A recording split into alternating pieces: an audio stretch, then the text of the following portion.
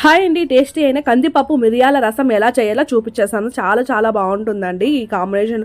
కందిపప్పు అయితే సూపర్గా ఉంటుంది. ముందుగా ఒక కప్పు కందిపప్పు అయితే తీసుకొని నీట్గా కడిగి ఒక చిన్న కుక్కర్లో అయితే వేసుకున్నాను. అదే కుక్కర్లో బుజ్జి 7 టమోటాలు అయితే బాగా మాగినవి తీసుకున్నాను. కొద్దిగా పసుపు, చింతపండు ఒక కురిగిన్లకు వేసి తీసుకున్నాను. చింతపండులోకి బ్యాలు కానీ వేసినామంటే బ్యాలు త్వరగా ఉడకవండి. ఈ బ్యాలు ఉడికిపోయాక అన్ని పక్కన తీసి బాగా పాముకొని చింతపండు టమోటా గుజ్జు తీసి పిండి బ్యాల్లోకి అయితే వేసుకున్నాను. కందిపప్పులోకి మనకి ఎంత రసం కావాలో అన్ని నీళ్ళు అయితే పోసుకొని పక్కన అయితే పెట్టుకున్నాను. మిరియాలు 1 టేబుల్ స్పూన్, జీలకర్ర 1 టేబుల్ స్పూన్, మెంతులు 1/2 టేబుల్ స్పూన్ దోరగా వేయించుకొని పక్కన పెట్టుకున్న.